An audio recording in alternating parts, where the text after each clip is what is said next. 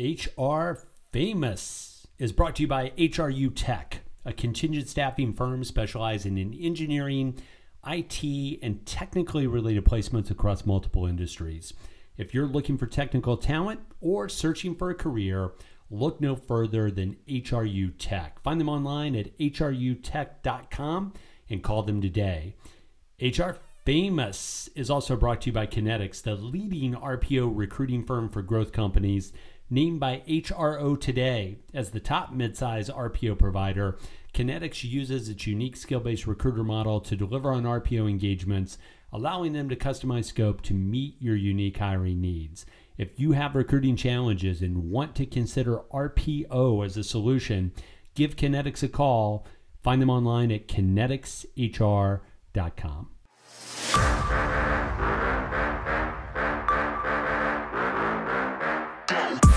Hey everybody, welcome back to another special edition of HR Famous. I'm your host, Tim Sackett, minus Jessica Lee and Chris Dunn, my friends. I have another friend that I brought on because we have like some cool things to talk about, and I'm super excited. And that is Shannon Pritchett. She is head of marketing. I always want to say CMO. You didn't put that title on yourself. You put head of marketing at Hiretual. Shannon, how are you? Good. I'm doing great. So thanks for having me on this early morning. So for those who don't know you, give us a little like the elevator tour, which is the rocket ship that is Shannon Pritchett. Oh gosh, geez. I think I have worked every single job in TA and now made the switch to marketing. So started as a sourcer, recruiter, moved into training, led global TA teams, worked with Career Crossroads as a consultant, ran SourceCon, and you know, what makes sense? Marketing. So that's what I'm doing right now. And I must say, this is my favorite job. The best job I've had so far has been in marketing, and probably because I've like snubbed down on marketers for so long that it was about time I become one. So usually, you know, you hate something that probably it's something you're really going to like a relationship. Yeah. And I love this job. I think it's one of those things too, when you bust on something for so long, you probably have ideas around it. And then all of a sudden you're like, oh, I can do this. And then you get into it and you're like, oh, damn, this is really effing hard. It is hard. It's very hard. And I think marketing is one of those jobs that everyone thinks they can do. Right. And for sure. You know, but there's so many moving parts and there's so much responsibility, and you are responsible for a large chunk of revenue that goes into an organization, especially a SaaS-based startup. So I was not familiar with that, but I think the one annoyance that I have is that everyone thinks they can do this job. No. It's you know, I tell people too, like when I do a lot of like startup demos, and you know, the team comes on and it's like, you know, oh, we're like at 6 employees, right? And it's always like some tech founders that are really techie and developers and all this other stuff. And then there's like, it seems to me like a 13-year-old that's running marketing that they hired right out of school. And to your point that anybody can do it. And that's usually the thing that they're failing at, is that no one knows who they are.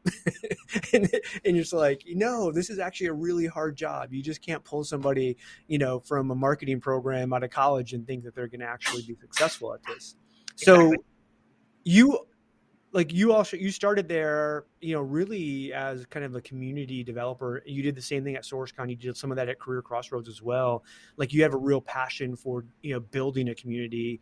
You know, when you were at SourceCon, I don't think there was a better community out there in recruiting than what you had put together, which kind of led you right down this path of some other kind of greater roles into where you're at now. What role do you think that plays, you know, in a successful marketing, especially like in the tech SaaS world?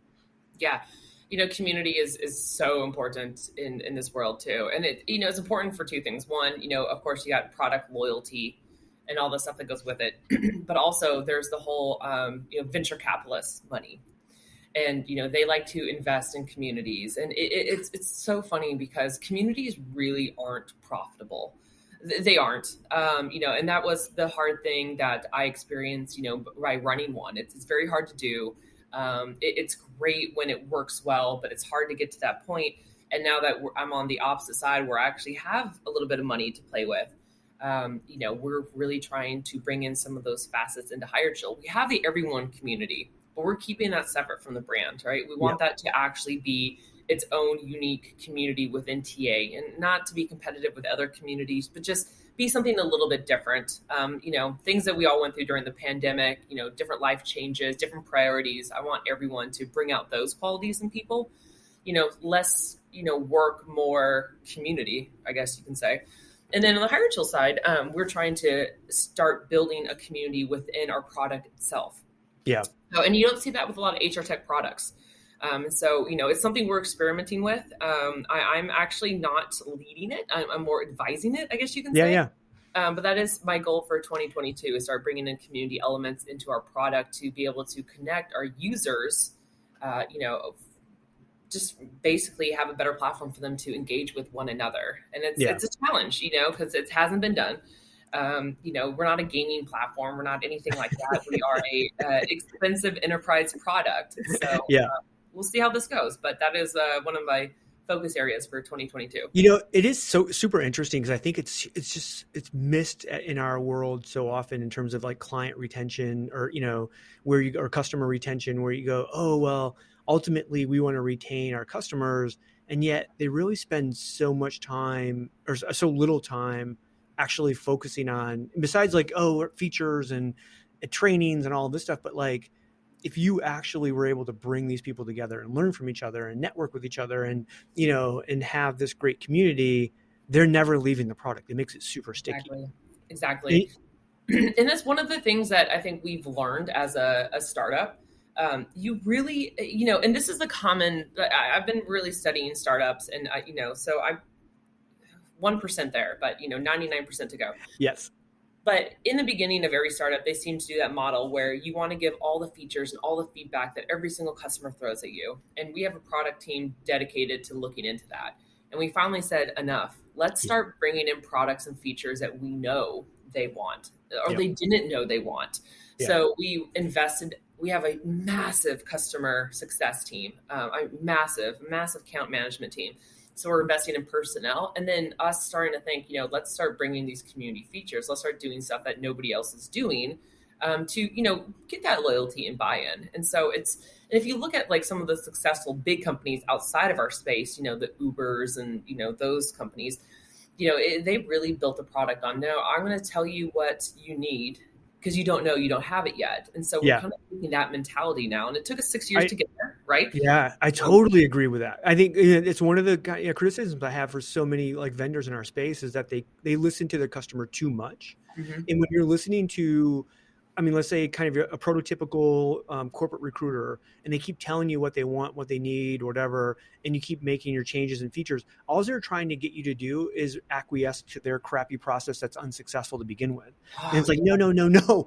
Like actually show them stuff that they've never even thought about that's going to make them successful. And a lot of it's change management. I get that. Mm-hmm. But at the end of the day, too many of us don't know what we don't know. Exactly. And so then we just want to go back to we're constantly pulled back to our comfort zone, which is you want to go, well, are you successful right now? And you're like, no, then stop it. Exactly. And that's where we are right now. It's, and especially when you give that feedback, it's usually you're taking it from another product or service where you got that idea and you're trying to bring it into this one. Yeah. And that's the last thing you want to do when you work for a product, or a tech stack. You don't want to mirror it to somebody else. You want to differentiate. So, we're not looking to copy XYZ. People might be looking to copy us, but we're trying to set ourselves apart. Yeah. And so that's the mission we're on right now. So for those listening that have no idea what Hiretual is, and we're going to start talking about some other stuff as well, like give us a real quick, like what's Hiretual? Yeah. So basically Hiretual is a outbound recruitment product. That's the best way I can sell it. So, we've seen, the market completely change over the past, I would say, year and a half. That's where our product shines. We sit at the top of the funnel. One of our missions is outbound recruiting made easy. Really proud to stand behind that.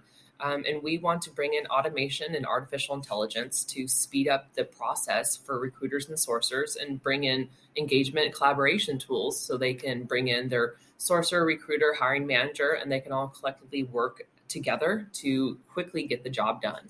So we take you basically outside your traditional means of sourcing and finding talent to accelerate that process for you, make it a lot easier.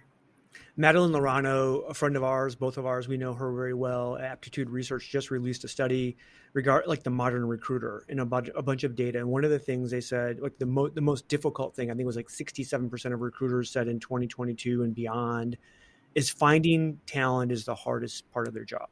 Mm-hmm. And she kind of sent it to me with a laugh. And she's like, we talked about this. Actually finding talent in today's world isn't the hardest thing. It's getting them to actually talk to you and accept your job and all that.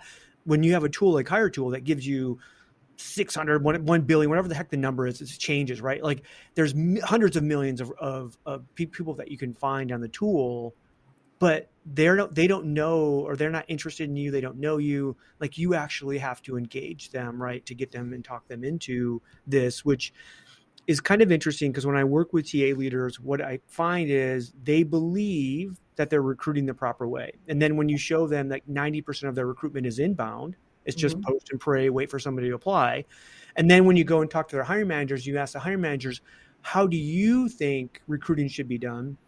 And they think 90% of it should be outbound and 10% should be inbound. And so there's this huge disconnect between TA and corporate TA and then what hiring managers believe. And then you come to realize that, holy crap, outbound recruiting is really, really hard. It is.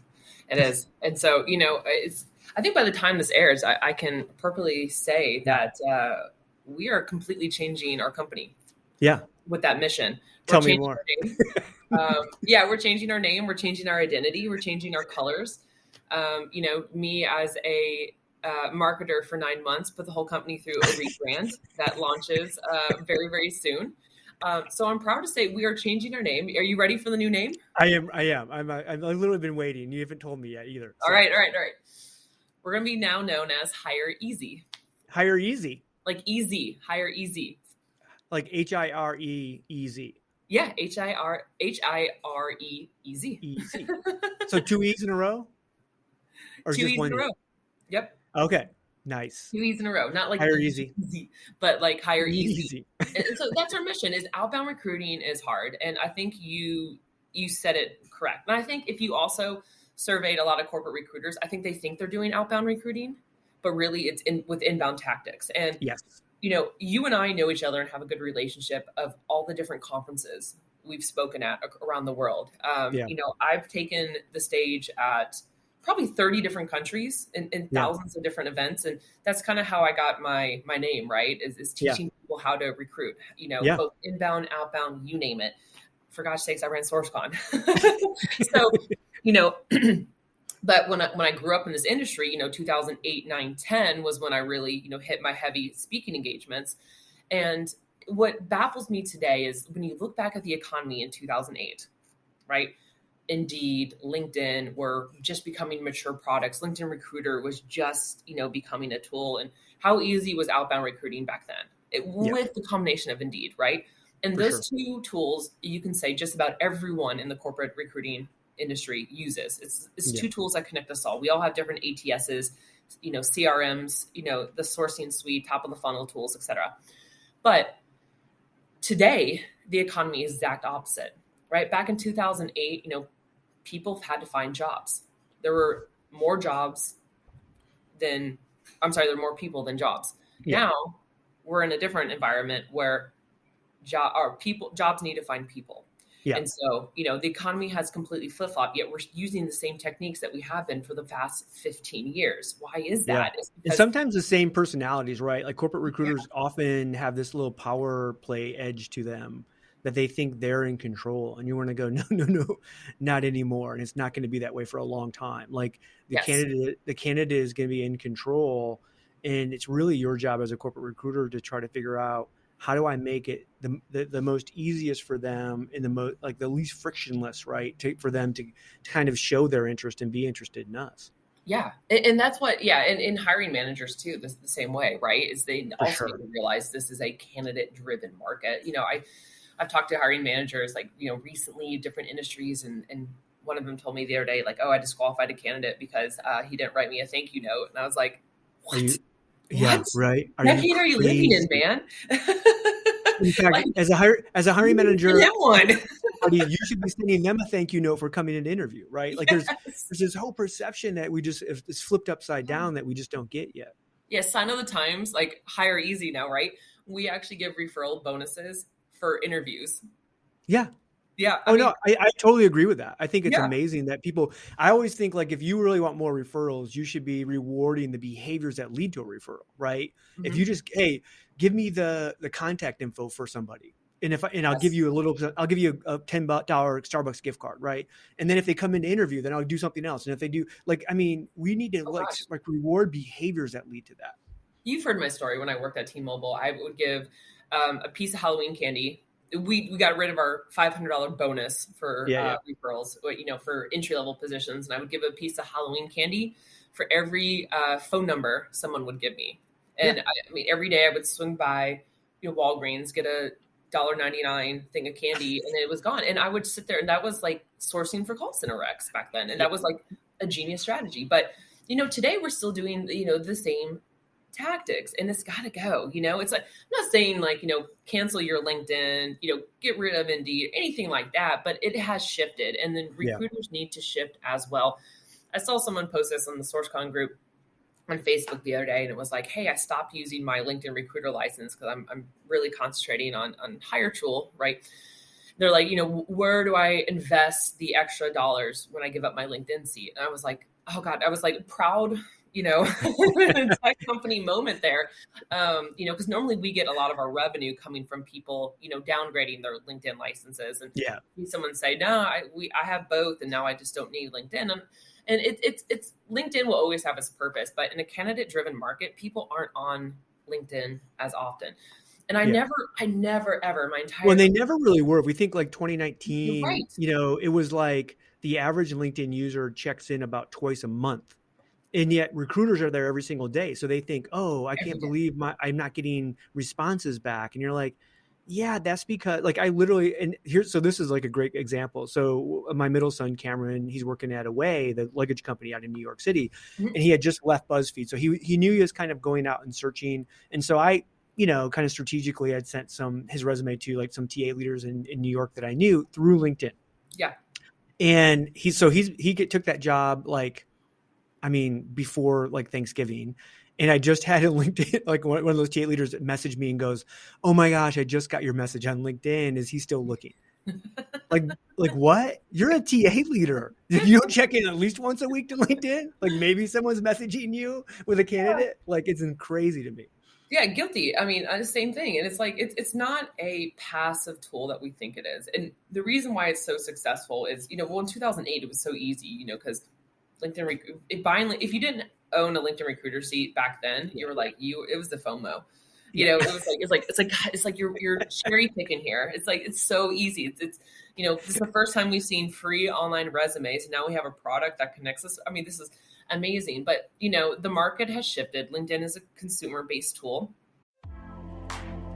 Hey, it's Libby DeLucian. If you're sick of business advice that sounds cute, but doesn't actually move the needle forward, this one's for you. The Libby DeLucian podcast is where we go one layer deep. No gurus, no glitter, just straight up unfiltered talk about scaling a business, running a household, and holding on to your sanity in the middle of the chaos. If you're the bottleneck in your business or in your own life, I'll show you how to fix it. Simple, tactical, and one layer deep every time. Let's go. Visit libbyd.com and check out our podcast today. And their algorithms don't match recruitment behavior. They're based on how often you're on there. LinkedIn doesn't care if you're the most qualified candidate. They want to help you get a response. And so all the people are getting the same messages. And so, really you need sourcing technology now that will take you outside that and really concentrate on those outbound initiatives, right? And it's not just finding someone, obviously our product can do that in seconds, but recruiters need more time on the engagement side, right? Drip campaigns, how to make emails more successful, how to get the response, how to work together. And so, that's something that we're really proud of, is that our product has really, really, redefined what outbound recruiting looks like nowadays. and steps to make it easier, hence the name change for recruiters nowadays, because their job is insanely difficult. And let's not talk insanely in demand. I mean, what was it, January 3rd, LinkedIn saw 14,000 recruiter jobs posted in one day. And Indeed, 16,000 posted in one day. Oh, and it just every day, like I kept seeing like stuff on LinkedIn where people would run the search like that day and just see how many new ones. And it was thousands a day, right? Which is, it speaks to, it speaks to churn, but it also speaks to like every organization, like finally figuring out like, holy crap, we need more recruiting talent and bodies to get this done. And there always is, there's that balance. Like when I talk to TA leaders, they're always like, well, do I hire another recruiter or do I invest in some technology? And I'm always like, well, potentially probably both, right? Like the technology by itself, I mean, there is a lot of AI driven like automation and stuff, which is helpful and can like increase the capacity of a recruiting team. But you kind of need to do, a little bit of both. But if you're going to tell me, hey, I'm going to hire 3 recruiters, I'd say hire 2 and then all of that money spent on tech, right? And prop those other recruiters up for success that way. And that, so we start to see a lot of that happening as well. Like most of the companies I'm talking to, in the recruiting tech space they had a great last year, and they're already, Q1 is already off to a robust start as well, because I think everybody's trying to figure out how do we do this. Now, traditionally sourcing tech, there's been frustration with recruiters, which I love that you guys are starting kind of this outbound recruiting kind of knowledge center, right? Or this base, right? And because even my own teams, we struggled. Like they wanted, like you had mentioned this earlier, which is they treated it like it was inbound. So like, oh, I'm going to go on HireEZ and I'm going to, find 100 candidates and then I'm just going to spam them to death. Yeah. And then I'm like, I can't believe I got 1% response. And they're like, yeah. And like, even my own team, it was funny because we had one recruiter that would do that. And they're like, Tim, this sucks. Not HireEZ. It was a different tool, but anyways. And our own dad. That is an inbound tactic. Yeah. Yeah. And they were like, this just sucks. And then I had another one it was like, he actually got like 60% response rate by like, he just took 10 candidates and sent each one of them a very personal email message. And even though like 3 said like, thank you, it's so great that you reached out, but I'm not interested. Like 3 others were. And like, he was like, this is amazing. But like, he had to totally change the thought process of how to reach out versus, what you would do inbound when someone says, oh, I love you, I want to come work here. And 50 people apply to the job. Of course, you can, at that point, put them through mass automation, right? Yes. And I wish TA leaders would take their metrics that they currently have and just throw it away. And then look at the current, because also the metrics and how recruiters are measured reflects where we were 10, 15 years ago too. And give recruiters and sourcers more of a chance to improve on those skills, because, I grew up in this industry and it was quantity, butts and seats, repeat, and it was also, an environment where inbound was successful, right? But for sure. Now we're saying out with the in with the out. I literally see like, Indeed. When we take a look, when I talk like with the TA leaders I work with, and let's say they were spending $1,000 a month on recruitment advertising, right? And that has now gone to 5 to 10 to get the same inbound result. Yeah. I mean, they're literally spending that much more just to get the same result. And the question starts to come like, are you going to continue just to kind of spend this money on advertising to do what or start to try to change something, which can be considerably less money? It's just it's a different muscle to have to flex, right? Yes. I wish recruiters would think more like a marketer themselves. And this is something Brett Coyne from Okta and I have always been so passionate about. Yeah. We spend the majority of our money on paid ads, and paid ads, you can look at that almost as an inbound tactic, right? And, you should still advertise across, in my opinion, you should still be advertising. I'm not saying like stop your job ads, No. There's a level of that has to be a part of your strategy. Exactly. They have brilliant marketing, brilliant SEO for your positions. And people will apply on those mediums, but reinvest in the outbound tactics, right? Yeah. That are going to bring more people, like kind of have that marketing mindset, because I get measured on MQLs, marketing qualified leads, and different stages of the process, organic traffic coming in, and, all these different metrics. And it's funny. I constantly, talk to Steven, our CEO, and I'm like, well, I can compare this one to TA metrics and it makes more sense to me. And so that's kind of the mentality that I brought in is, it's like, okay, well, this is similar to when I was leading TA. And so now that I'm leading marketing, and I was like, why can't we just combine it? And it's something that I've heard Brett coin from when he was at Intuit, and now he's at Okta. And I sat down with him at a wine event, him and Brad Cook and Jerry Crispin. And Brett looked at me and he goes, I need to hire a marketer. He goes, but I really want them to manage a sourcing team. No, you're right. Yeah. I love you. I was like, that is, find that person. Well, you and I both know Kyle Luganos over at GM, and their CPO hired Kyle to come in basically because of that. Like he had that kind of marketing chops, and he's running their sourcing team as one of the responsibilities. He's got many, but that's one of them. And I think it was the same thing. He was like, wait a minute, we have to really measure and do different work here than in traditional like sourcing has been for a long time. Yeah. And I think they're finding a lot of success with that. So you and I are going to be together with a Circle of Trust friend group with HireEZ out in Mountain View in a couple of weeks. Talk about what that event is and what that potentially turns into long-term. Yes, it's a wine and dine event. No, we're having this mini conference. It's a small invite only for us to, get the new message out about outbound recruiting and the importance of it, basically. And so we're calling it Outbound RecruitCon. It's just, the world's fastest conference is only an hour long. I'm still burnt out from by the way, I love that concept. I know that won't last. I mean, like it's going to have to be bigger, or it's going to be like a daily conference. Let's just say my budget for this is the same as like a 3-day SourceCon. So for sure, yeah. I love tech money. Really, this is a new category in TA for us. It's and you're probably like, no, Shannon, we've had top of the funnel and we've had, sourcing and stuff. And, and no, we're going to show you why this is, we're a differentiator. And we really want to redefine this new category of outbound. And, and my goal is for us to start making like some of the inbound tools and technologies before, I want those to become the taxis. And then, I want us to become the Uber. And so that's what the message we're going to be coming out and showing you how we've differentiated, how we've evolved, what's coming down the pipeline. And it's really exciting how, our goal is to make everyone's job get a lot easier and let jobs start finding people. So do you foresee a time, and I'm just literally, this is like when you said that, it kind of hit me like, holy crap, maybe the future of corporate TA is an inbound team and an outbound team, right? Where sourcing is working with the outbound team. And then your inbound team is just taking all of the inbound stuff that's, really kind of, that's just a process kind of thing, right? Yeah.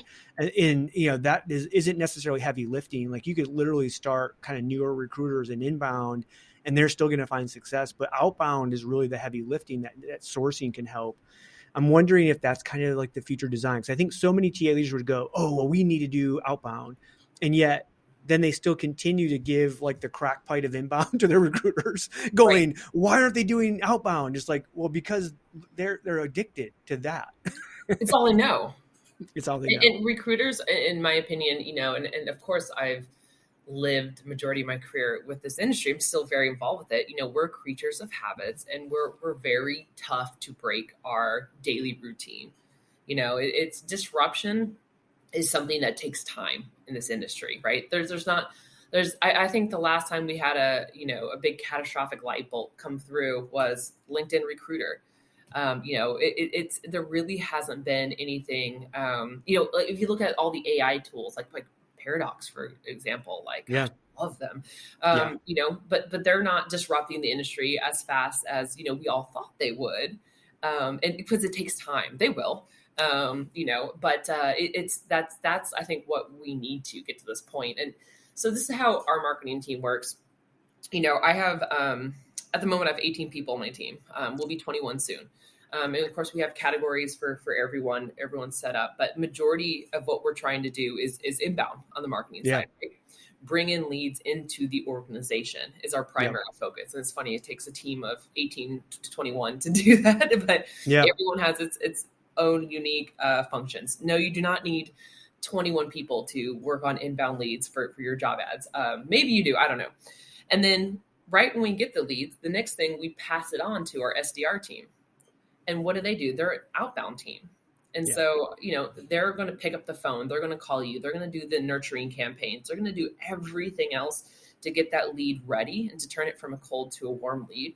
And then they pass it on to the I almost said recruiters. Right. Who are going to nurture it and close it and negotiate. And it's like, it's what does that sound like to you? It sounds like a sourcing team, right? Yeah. So you got the inbound start, right? The recruitment marketing. You got the sourcers, and then, but we all work together. We're all measured the same, right? We all have the same goals, and we all contribute to pipeline, which sub pipeline for hires. And so I think it would be beautiful. I think I can see Brett Coyne, being the first, because I know he's been trying to do this at Okta and talk about a fast growing company. For sure. So they would be one to probably do it. But I think, that could change. Absolutely. Look how we brought sourcers into the organization, how we measured them separately. And now you have, recruitment ops. I have marketing ops. It's all that, the beauty that is a TA organization. But if I ever went back into a TA leadership role, which I don't see happening, of course we had to record this. That's exactly how I would set up my team. So no, I agree. And I think, when I take a look at that and same thing, like I don't foresee myself ever being in a corporate TA leadership role anymore. But if I did go back that way, I'm going to set up an outbound recruiting team that is compensated and measured differently than my inbound team. You might actually pass people back and forth in terms of, hey, you're on this team now, and kind of cross training stuff or whatever. But like this is your role. I think where we get stuck, and I think many TA leaders get stuck, is there's this thing of like, I have a hiring manager and I have a recruiter. That recruiter is going to support that hiring manager for this one role they have to fill, versus on an enterprise side going, yeah, I get that, but you could have inbound and outbound working that exact same rec for that exact same recruiter. Mm-hmm. I mean, think about if you do, let's go the agency world. I have in my career, I've worked with hiring managers where I was one of 5 agencies they were working with. And that hiring manager had no problem working with all 5 of us. Yeah. And we were all 5. Sometimes we would find the same people. Sometimes we would find different people. It didn't matter. They were willing to take on, right? Like going, oh, hey, Tim, Aerotech already found that person. Or, oh my gosh, this is great, right? And so I think we get in our own heads around that, like that the hiring manager can't handle that. You're like, no, the hiring manager's fine as long as they feel people are doing stuff for them to fill that opening. Exactly. And that's why I think staffing agencies have played an important part. And when you started looking at RPOs and the process of that, I mean, which has evolved into its own right too, I think we started to see a slight decline in staffing agencies. And now that we've gotten so competitive again, that industry has just taken off, and it's, and what does staffing firms do? They all focus on outbound, obviously. You can't do inbound. I would argue that it's not that. I would argue that staffing has become a faster version of corporate inbound. Like we just do it faster. Yes. Oh, yes. We're more efficient, right? Now, again, there's not to say that there's not outbound there, because I think that also happens. But if you were to say in that percentage of outbound versus inbound, I think most staffing recruiters still rely 60%, 70% of inbound versus what? Now, again, that's a difference between the corporate recruiter who's like a 90 to 100% inbound. But, hey, that's just kind of what it is. I think staffing has just figured out, hey, how can we do this faster than our client? Yeah. And inbound. Yes. And we'll get them. Or you're not going to get paid. Yeah. But they're not really going out and trying to find people from the outbound. Now, again, there's ones out there, right, that are better, but that's still a pretty rarity for those, to find, I think, for the most part. Again, I think RPO did it to a different level where they were like, hey, your corporate TA team just sucks and you can't do anything. And we're through pure muscle, we're gonna do better. But it's still inbound. When I talk to the people I know that run RPO shops, they're like, don't get confused. Our people aren't any better recruiters than the recruiters they had. We just have better metrics, better marketing, and a faster process. It's true. I mean, I built 4, outsourcing centers. Gosh, I hate to say this stuff publicly, but it's like, your recruiters who are making $120,000, we're putting ours who make $15 an hour right next to them. They're doing better. Yes. Oh yeah. Oh yeah, no, we're and charging $90 an hour for that. $15 an hour yeah. position. we started by talking about like this recruiter turnover issue and all the openings and stuff like that. And I had a couple of recruiters that I lost last year that were really good. I loved them. They were part of my family. They got offered gigantic salaries to go work corporate. And I'm like, you have to do that. You have to go, because I can actually hire 2 people for what they're paying you. And so I can now have 4 recruiters for the 2 that I lost. And within 6 months, those 4 will be doing more than you 2. I mean, again, I didn't want to lose those. And they were earning the money that they made. But that's just a reality of the situation that we could do. You know, I'm glad you recognize that. Yeah, absolutely. So, I mean, it's the environment. And I can't wait actually till we get to the point where you start seeing job descriptions and job titles that say Outbound Recruiter. Yeah. Oh, that'd be huge, right? Like that'd be so neat. Yeah. Yeah. That's where I love that. Hopefully heading if we're successful with our mission and in our statement and what we're trying to do and show. But I think I would absolutely love that. And it would start with the staffing agencies first. For sure. Oh yeah. Yeah. Yes. I mean, and then that's, that becomes like the big selling point, right? You're going to pay way more for an outbound recruiter than an inbound recruiter. They're both valuable, by the way. Like, I'm not trying to diss either one. Like, no. Again, most of the openings that are filled today are inbound recruiting, but we have such a crisis on our hands that there has to be another version of this. And it's not going to get better too. This isn't like the Great Resignation isn't a fad of the pandemic or anything like that. It's we saw a lot of people retire early. I think the airlines took the brunt of it. Well, they kind of forced a lot of people to retire early. We didn't have kids as fast as the baby boomers, thank God. And now it's like, we're in this position that we put ourselves in that we didn't predict, and it's going to stay. It's not supposed to get better until at least, 12, 15 years from now, which is great for our industry. And that's only if we decide to actually like get some really, kind of dramatic changes to our immigration policy. If we actually increase our fertility rate, like there's so many things, right, that we have to do. Otherwise we're early Japan. Yeah. Which is like at 1.1 fertility rate. Like, I mean, and they, and they're just like desperate for anyone to come do anything. Right. So it's kind of crazy. Yeah. We'll get there. Well, cool. Let me get you out of here. Tell people where they can find you if they want to hear more. Yeah. So, I mean, I'm all over the social medias. So you can find me Twitter at Sourcing Shannon. And I think it's the same handle for LinkedIn. And then, of course, check out our new website, HireEZ.com. I'm super excited about our new message. And, if you go to our website, it looks completely different than it has before. So at least, give me some organic traffic bumps. Yeah, you got it. You have to go demo. And again, at the very least, if you're a corporate recruiting TA team leader that wants to start outbound recruiting and doing a little bit more, like your team will need a tool like this and a technology like this to help them kind of get it kicked off the ground. So check them out. Shannon, I can't wait to see you in a couple of weeks. For Shannon Pritchett, HR Famous, I'm Tim Sackett. We are out.